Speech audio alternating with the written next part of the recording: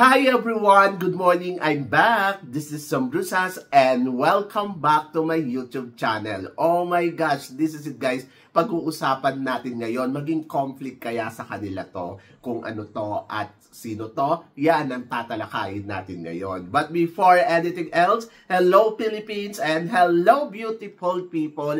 Mabuhay! Kamusta kayong lahat? Sana lahat po kayo ay okay at safe ngayong araw na ito. At syempre sa lahat naman ng mga bago nating subscribers dyan, hello po sa inyo lahat. Maraming salamat guys sa pag-subscribe ninyo syempre dito sa channel ko. At syempre sa lahat naman ng makamamasam dyan na laging sumusuporta dito. Araw-araw, lagi-lagi, maraming salamat guys sa inyong lahat. Syempre, usapang Miss Universe tayo ngayon. Ayun nga, patindi nga ng patindi ang mga dumarating na kandidata ngayon dito sa Miss Universe. My gosh, yung mga pambato ng Costa Rica, ayan, nako, grabe, yung mga pambato ng Puerto Rico, ayan, hinihintay natin kung sino nga ba ang magiging pambato dyan. Plus, ano dyan din, syempre, naabangan din natin si Thailand. So, kahapon nga may nag-comment, bakit ba kayo nakafocus doon kay Thailand? Ang dami-dami namang makakalaban pang mas magagandang kandidata. Totoo naman yun. Ako para sa akin, yes, totoo naman yung sinasabi niya. Pero, hindi natin pwede underestimate ngayon yung kakayahan ng Thailand pagdating sa beauty pageant. Kasi, aminin man natin o hindi, alam natin na may control ang may-ari ng Miss Universe, lalo na sa Thailand, di ba? So, sa Thailand gagawin yung Miss Universe, tapos sila yung may-ari. Hindi natin alam, pero nandoon ako sa part na tignan natin. Hindi natin pwede isang tabi yung kakayahan ng Thailand na makasungkit ng corona ngayong taon na to. Lalo na kung si Vina ang pinag-uusapan. Alam naman natin si Vina na, Diyos ko, kandidata pa lang sa Miss Universe Philippines ay nakapag-dinner na siya sa may-ari ng Miss Universe na sila Raul, di ba? At hindi lang yan. Alam din nila na malaki ang naibenta sa produkto ni Mr. Nawat. Alam nila yun, Mr. Raul. Kaya, kung ikaw negosyante ka, magiging interesado ka kay Vina. At ayun yung paraan ni Vina para sa kanyang strategy game dito sa competition. Kaya iisipin mo, medyo nakakatakot pa din dahil alam mo na napapakinabangan nila ng gusto si Vina more than kay Philippines. At aminin man natin o hindi, ang organization na katulad ni Mr. Nawat, mas malaki ang napapakinabangan niya kay Vina. Kaya kahit pa sabihin natin na ang dami naman mga kandidata ng mga kabugera at talagang mas maganda pa kaysa kay Vina. Pero hindi natin pwede isang tabi si Vina dahil sa kakayahan niya na magpasok ng pera sa organization ng Miss Universe, di ba? So yun lang yung akin. Pero kung hindi siya mananalo, ay good yun, di ba?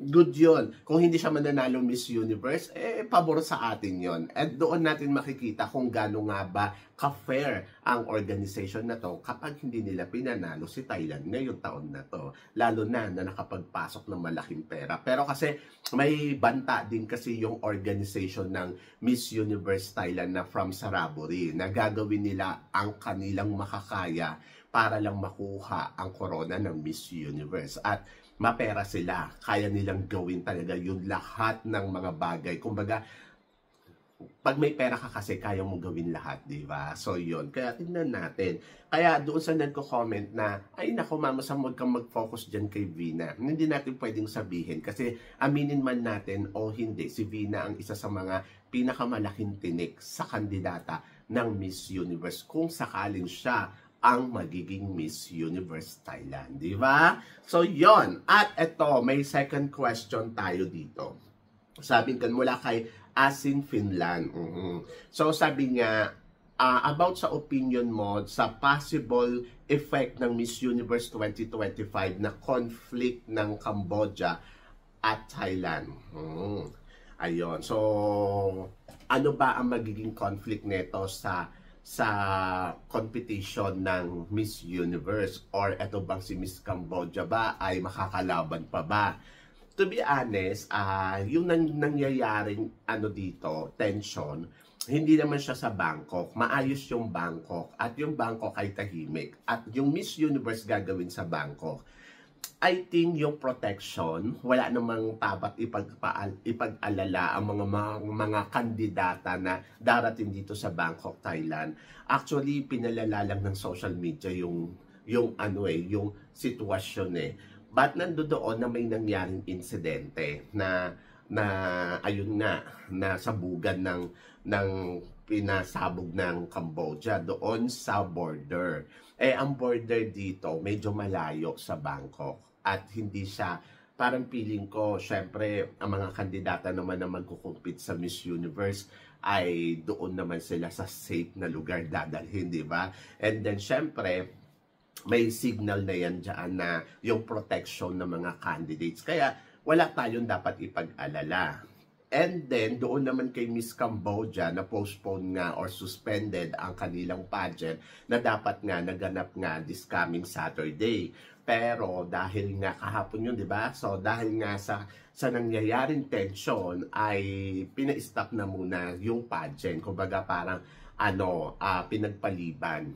But it's all about sa organization kung meron ba silang seryosong seryosohin ba ng organization ng Miss Universe na wag isali si Cambodia.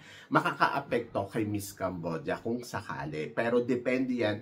Alam ko naman na welcome naman ang Miss Cambodia sa Miss Universe kasi syempre all nation yan. At ayan na rin yung way, yung bridge na para maging okay. So kahit naman noon, di ba, may mga kandidata na may alita si ganito, alita si ganyan. Pero just welcome.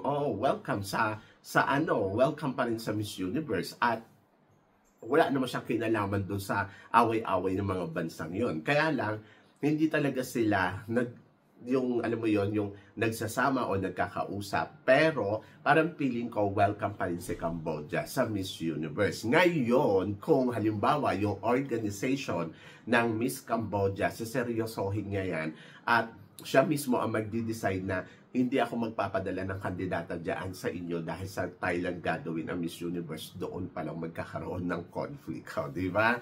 So, yan. So, ako para sa akin, wala siguro tong kinalaman doon sa nangyayaring tension. And then, syempre, iba pa rin yung Miss Universe. Ito ay beauty pageant. And then, yung doon naman sa pinag-aalala ninyo na kung baka hindi matuloy ang Miss Universe sa Thailand, I think tuloy na tuloy pa din. Dahil wala naman siyang kinalaman doon sa border, hindi naman doon ginagawa yung pageant.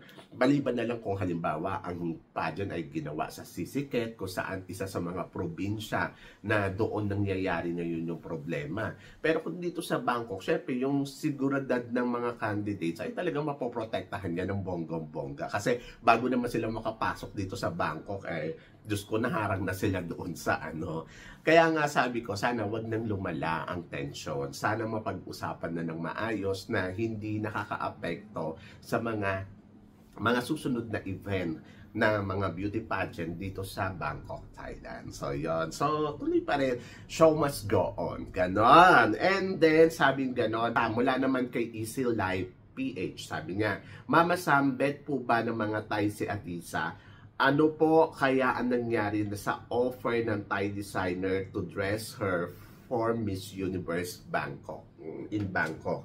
Ayon.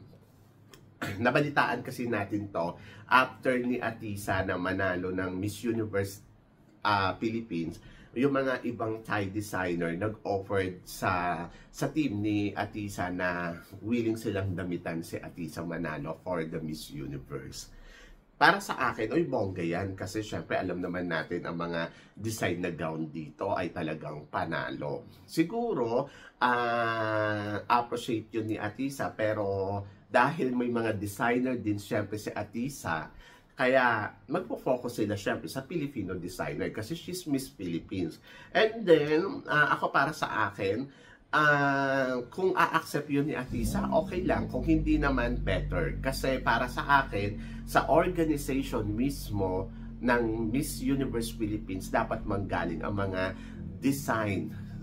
designer ni Atisa na gagamitin niya for the Miss Universe. Or mas maganda talaga na manggaling siya sa Pilipinas. Oo, kasi she's a Filipina representative. Siyempre, pagdating sa Miss Universe, yung kultura, yung kung ano man meron tayo, ay dapat maipackage yun ng bonggong-bongga ni Atisa Manalo sa entablado ng Miss Universe to promote na rin, siyempre, para sa mga designer natin, di ba? Kasi, dapat galing talaga sa bansa ng kung saan nagko-compete yung designer mo. Para, alam mo yun, na ipapackage mo sa entablado yung culture, na ipapackage mo sa entablado yung galing ng mga designer natin dito sa Pilipinas. So, yun ang dapat gawin ni Atisa Manalo. Siguro, na-appreciate niya na may nag-o-offer ng ganon, pero dahil nga sa may sarili siyang designer, kaya, ayun, so siguro, hindi niya na kailangan pang i-accept yun ng bonggang-bongga. And then, huwag kayong mag-alala. Kung ano naman yung i-represent ni Atisa Manalo dyan sa Miss Universe, ay alam ko na pag-aaralan nila ng maigi yun at pagpaplanuhan nila kung ano nga ba ang ipapakita nila sa kanilang presentation sa darating na Miss Universe. Tapos sabing gano'n, dapat ba yung atake ni Atisa Manalo ay maala Amelia Vega? Kasi maganda naman si Atisa at dapat gano'n na maging styling niya. Alam nyo, sa totoo lang, si Atisa Manalo kasi, tulad nga ng sinasabi ko sa mga nakaraang vlog ko, marami kasi tayong hinahanap kay Atisa eh. Dapat ganito siya, dapat ganito siya, dapat ganito. Atisa Manalo, she's Atisa Manalo already. Na ano niya yan yung pangalan niya eh. Kumbaga, napalaki niya yung pangalan niya because of her, di ba? And then, syempre, iba si Catriona, iba si Pia Wurtzbach, iba si Michelle D, iba yung mga beauty queens na inilalaban natin. Tingnan mo si Michelle D. Hindi naman niya ginaya si Catriona Gray pagdating sa kung ano yung ipapackage niya sa Miss Universe. Either Chelsea Manalo, iba din ang ipinakita sa Miss Universe. So ako, para sa akin, si Atisa Manalo, binigyan siya ng chance na maipackage yung sarili niya sa Miss Universe. And I hope na sana mapag-aralan niya to ng maigi. Mas gusto kong makita yung galawang Atisa Manalo na this is you. More than doon sa ibinago mo kasi para dahil gusto mo ito yung ipakita mo. Sabi ganon, dapat kasi strong siya maglakad. Ayun yung mga sinasabi ko na dapat, ayun yung ma-improve sa kanya. Yung bukod doon sa maganda kasi siya, dapat nandoon nakikita natin kay Atisa ngayon, yung pagiging isang smarte bilang isang pambato ng Pilipinas sa Miss Universe. Dapat hindi siya malambot, ayan din. Kasi alam naman natin ang Miss Universe, hindi naman dapat malambot. Dapat talaga yung istanbo talaga.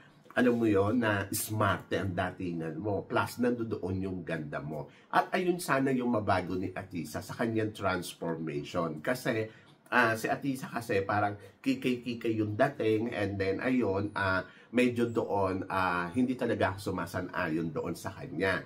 Pero naniniwala naman ako na kung ano yung ipapakita niya sa Miss Universe, for sure, pag-aaralan niya yan ng bonggang-bongga at pag-iigihan nila. Medyo 50-50 tayo kung mananalo ba si Atisa dito o hindi. Pero ang tansya ko, sa ngayon, parang feeling ko, kaya naman ni Atisa maka-top 5 sa Miss Universe. Yung iba sinasabi hanggang top 30 lang yan. Ako parang feeling ko, siguro ayusin lang niya talaga yung styling niya. Kasi aminin naman natin, hindi lang naman to sa nasusukat sa magandang damitan. Maganda nga yung damit, hindi naman bumagay sa'yo, di ba? So, useless din. Sana ayun talaga yung matutukan ng designer ni Atisa sa darating na Miss Universe. At saka, mula ngayon, dapat paglalabas si Atisa, dapat ando doon na nakikita mo na yung unti-unti na nai-improve siya. Sabi ko nga si Amelia Vega, sobrang simple lang ng itsura eh. Pero yung ganda, yung likse, nando doon, di ba? At sana ganun din yung ma-emphasize nila dito kay Atisa. Yung beauty ni Atisa, mailabas nila yan ng bonggang-bongga na simplihan lang yung galawan. Pero nando doon talaga na parang siya ang pipiliin mo kasi siya ang pinaka-class na babae na magkukumpit dito sa Miss Universe. Ayun din, yung pagiging class, yung galawan na sophisticada, di ba? So, yun yung mga importante na maayos dapat ni Atisa sa kanyang transformation, sa kanyang transition na gagawin niya para sa road to Miss Universe. Kasi yun talaga kailangan may transition siyang maganap eh. And then, plus nandoon din na gusto ko nga mag-focus sila sa styling. Kasi yung styling talaga ni Atisa ang isa sa mga problema. Maganda si Atisa pero papasuotin nila ng ganun-ganun lang, di ba? So yun, so dapat medyo yung stylist niya medyo galaw-galaw at palo-palo, hindi yung puro kung ano lang yung gusto ninyong ipadamit. Tingnan ninyo antay, bakit sila nag-i-insist ng bonggang-bongga ngayon sa Miss Universe at kumakabog? Kasi pagdating sa styling nila, alam nila kung ano yung galawan na ipapakita. Like example, si Oppo nung lumaban nung nakaraang taon, si Chelsea Manalo na ang nagsabi na talagang iba talaga yung ganda ni Oppo. Ay napaka-class nung dating. Kasi nga, because of yung styling. At saka kung paano talaga siya inaayusan, dinadamitan. At yung mga choices na ipinapasuot sa kanya, ay talagang wala kang masasabing tapon. Either Antonio Porcel during that time na lumalaban siya sa Miss Universe. Yung styling talaga nila, doon talaga sila nakafocus. And then, kung makakalaban niya dito si Vina, I think ganun din. Styling din talaga ni Vina ang isa sa mga pinakabongga. Kaya para sa akin, si Atisa, nandiyan na yung ganda. So yung styling na lang talaga ang kailangan nila tutukan ng todo-todo. So yan! So kayo guys, ano guys ang masasabi ninyo dito sa mga pinag-uusapan natin ngayon? I-comment below mo yan para at least mas malaman ko naman kung ano naman ang chika mo dito sa mga tinatalakay natin ngayon. So syempre maraming salamat sa inyong lahat sa suporta at pagmamahal na binibigay ninyo syempre dito sa channel ko. At sa mga hindi pa po nakakasubscribe, please don't forget to click like and subscribe my channel at i-click nyo na rin po ang notification bell to more updated syempre sa ating mga chika. Sabi ng ganun, always keep smiling and laban lang. So guys, hanggang dito na lang. Hanggang sa muli nating chikahan. See you tomorrow. Thank you guys.